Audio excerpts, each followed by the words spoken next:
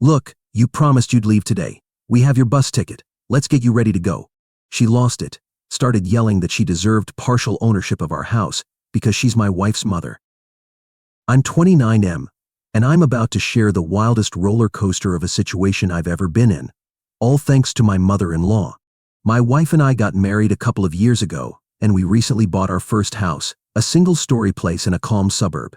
Nothing fancy, but it's ours and we worked our butts off to get it. I manage a local store, and my wife works part-time at a little boutique, so we're by no means loaded, but we can pay our mortgage and still eat out once in a while. Life was chill, at least until Elle decided to stage a surprise visit. She showed up with zero warning, dragging this giant suitcase behind her, acting like she was moving in for good. I remember opening the door, trying not to let my jaw hit the floor. My wife, who was already stressed from our recent move, gave me this look that said, "Why is she here?" We'd barely unpacked the last boxes, and now we had Elle barging in with her usual bossy vibe. She's always been the type to overstep, like if you give her a tiny bit of space, she'll build a mansion on it and claim it as her own. Anyway, that first day, she marched right in, dropped her luggage and started scanning the living room as if she owned the place. She asked for coffee and made small talk, but there was this weird energy. My wife and I exchanged glances, trying to guess what was really on her mind. My Elle has a track record of meddling in our finances and life decisions, always claiming it's for our own good. It's super frustrating. My father taught me to respect elders, so I tried to keep calm, but inside, I felt a knot in my stomach. Within 24 hours, she was rearranging our kitchen, commenting that our house was too small for a family, not sure who said we were growing one right now, and suggesting we add more rooms. She even hinted that we might not be financially stable enough to maintain a property. The nerve. On the second day, she started snooping around our mail. My wife caught her flipping through envelopes, apparently checking out our bills or something. My Elle waved it off, claiming she just wanted to help, but it felt super intrusive. That's when my wife told me my Elle had been poking around our bedroom closet. She said my Elle mumbled something about wanting to see how our mortgage was structured. That made my skin crawl, because who does that? This wasn't normal curiosity, it felt like she had some agenda. I tried telling myself maybe my Elle was just being her typical nosy self, but the more she pried, the less I believed that. The following morning, she tried steering the breakfast conversation toward merged assets. "I kid you not," she said, "wouldn't it be simpler if I helped you with a mortgage? Maybe we could put my name on the house. That way we're all one big happy family." I nearly spat out my coffee. She said it so casually, like it was no big deal for her name to appear on the property my wife and I had busted our behinds to buy. My wife was speechless, and I had to force a polite smile while telling her we absolutely did not need any help. After that, the vibe turned tense. My Elle got passive-aggressive, criticizing the decor, the furniture arrangement, the color of the walls, everything. Then she'd flip and act sweet, offering to do chores or buy groceries, all while making little digs about how we needed her guidance. It was mentally draining. We tried dropping hints like, "So when do you plan on heading back home?" But she'd dodge every question. She'd say stuff like, "I'll go when I'm sure you two are settled," as if we were helpless toddlers. I decided to call my father to vent. He's a pretty chill guy, but he's no fool. After hearing the story, he said, "Son, be careful. She might be trying to plant roots there and claim some sort of ownership." I'd heard horror stories about relatives manipulating property stuff. It sounded dramatic, but I couldn't ignore the possibility. My wife and I agreed we needed to protect our documents, so I got a small lockbox for our deed and mortgage papers, plus a motion-activated camera in our living room. I didn't want to treat Mia like a criminal, but the red flags were popping up everywhere. Sure enough, Mia's weird behavior kept escalating. She'd make offhand comments about how some people can't handle the responsibilities of homeownership and how parents sometimes take the deed to help out. It felt like psychological warfare, like she was testing our boundaries to see if we'd cave. My wife was looking more stressed every day, and I was beyond fed up, trying not to blow a fuse. One night, Neil faked some emergency call to father-in-law Phil, who separated from her, claiming he was ignoring her. Then she dramatically announced she'd have to stay with us longer, so she wouldn't be alone in a crisis. By this point, both my wife and I were at our wits' end. We decided enough was enough, and we told Elle she needed to leave by the end of the week. We tried to be polite, even offered to buy her a bus ticket or whatever she needed, but she flipped out, sobbing loudly and saying we didn't love her. She claimed we were trying to abandon her. It was classic emotional manipulation. My wife felt guilty, but we stood firm. We told her we valued our privacy and that we needed our home back. We acted all hurt, but agreed to go in a couple more days. Except the day came, and she kept stalling, saying she had banking issues and needed to sort them out before leaving.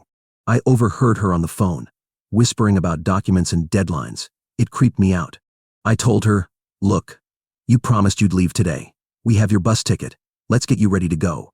She lost it, started yelling that she deserved partial ownership of our house because she's my wife's mother. She literally said, "I should be on that deed. I'm family." It was like a full-blown meltdown. Then she locked herself in the guest room for an hour. After a while, she came out, pretended everything was fine, said she'd call a cab, and left. My wife and I finally exhaled, thinking the nightmare was over. But oh man, we had no clue what she'd been up to just before she left. Later that night, I checked the camera footage, thank God for that camera, and it showed Mel sneaking into our living room, rifling through drawers, pulling out blank real estate transfer forms from her purse, and trying to forge my wife's signature. She was literally referencing her phone, checking how to mimic handwriting. It was insane. Thankfully, she didn't have our official deed or any vital info, so her forged papers were worthless. She ended up shredding them, stuffing the scraps into her bag, and storming out. When we saw that footage, my wife nearly burst into tears. She just kept saying, "I can't believe my own mother would do this." We decided to call Mel and confront her. I told her point blank, "We have video of you forging signatures." She screamed, denied everything, and then hung up. Next thing we knew, she was texting my wife with guilt trips. "I did everything for you, and this is how you repay me." She called us liars, said we were trying to ruin her reputation, blah blah blah. It was classic manipulation again. That's when my father weighed in, saying we should consult a real attorney and consider pressing charges if things escalated. I didn't want to throw Mel in jail, but forging signatures is serious. We also wanted to make sure she couldn't try something else down the road. So we booked an appointment with a lawyer, showed him the footage, and he was stunned. He told us we had grounds to press charges, but that it might be tricky since she never actually filed anything. Still, it was enough to issue a strong legal warning. We drew up a cease and desist letter, basically telling Isle that if she tried to harass us or interfere with our property rights again, we'd move forward with legal action. The lawyer advised we could even file a restraining order if she kept pushing. My wife was torn up about it. She loves her mom after all, but she knew we had to protect ourselves. I decided we should deliver the letter in person so Mel couldn't claim she never got it. My wife and I drove 3 hours to the city, where Mel had a small condo. We showed up, and when Mel opened the door, she looked shocked. I handed her the envelope, told her, "You need to read this carefully." She called us ungrateful and slammed the door in our faces, but I was ready for that. I had extra copies in my bag, and I shouted through the door, "We have more if you decide to tear it up." We left hearts pounding, but feeling a weird sense of relief. We'd taken back control. If she tried anything else, we'd be ready. For a few days, she bombarded my wife's phone with texts, threatening that she'd sue us for defamation if we told anyone about her forgery attempt. We pretty much ignored her, except for one final text where we warned her to stop or face real consequences. A week or so went by with no contact. Then father-in-law AmITheA reached out, confused about some tall tale a male had told him, something about us threatening her over simple misunderstanding. I explained everything, including the forging fiasco, and AmITheA was both horrified and apologetic. He said he'd known AmITheA was manipulative, but this was beyond anything he imagined. He promised he wouldn't side with her if things went legal. Some other relatives started hearing that we abandoned her, and they called us out of concern or to accuse of being heartless. We had to set the record straight, which was awkward because nobody wants to share ugly family drama. My mother was furious on my behalf, telling me AmITheA was out of line and that I did the right thing protecting my home. My wife hated airing our dirty laundry, but also didn't want people thinking we were monsters who kicked out a helpless family member. Soon we got a letter from AmITheA's lawyer, which looked hilariously fake. No official letterhead, sloppy grammar, basically a rant saying we owed AmITheA an apology. I gave it to our actual lawyer, and he just laughed, saying it had zero legal standing. We sent a formal response, reminding AmITheA of the camera evidence and telling her to stop harassing us. Then silence. She went totally radio silent. Weeks turned into months without a peep from AmITheA. We heard through a family friend that she'd moved to another city. It seemed she was embarrassed or just wanted to start fresh somewhere else. My wife was hurt. This was still her mom, after all, but at least the constant tension was gone. We switched our focus to enjoying our new home, which finally felt like a safe space again. We repainted the walls, ironically the same color a male once said we should have used, and we found ourselves actually enjoying being homeowners without her looming presence. As for that camera footage, we kept copies in multiple places, just in case. If I'll ever try something this crazy again, we'll have all the proof we need. Our cease and desist letter still stands. We're ready to press charges if she pulls another stunt. I'm not vengeful by nature, but she tried to literally steal our house by forging documents. There's no excuse for that. She has to know we won't roll over and let her do whatever she wants. It's still surreal to think my own mother-in-law would go that far. But if I've learned anything from this mess, it's that setting boundaries is crucial, even with family. Especially with family sometimes. If someone's actions threaten your home or your sanity, you have every right to fight back, no matter how guilty they try to make you feel. We realized we'd been tiptoeing around AmITheA for way too long, worrying about her feelings more than our own well-being. In the end, we stood up for ourselves. Our house remains ours, and we can finally move forward in peace. My wife and I have grown closer through this ordeal. We know we can rely on each other when everything seems to be falling apart. She's gone to counseling to process the hurt and betrayal she feels toward her mom.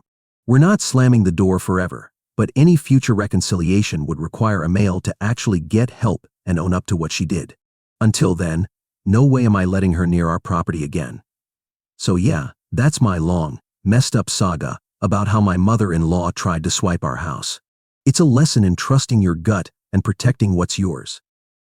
If you're dealing with a similar meddling family member, don't let them walk all over you just because they share your DNA. Get your documents in order. Set up some cameras if you must. And remember, it's okay to say no, family or not. Nobody is entitled to your home or your life. My wife and I are finally feeling safe in our place, and that sense of relief is worth everything we had to do. I know this is a long story, but I had to vent it all out here. If anyone else has faced a similar nightmare with an in-law or relative, I hope this helps you feel less alone. You're not crazy for wanting basic privacy and ownership of your home. Families should respect boundaries, not break them.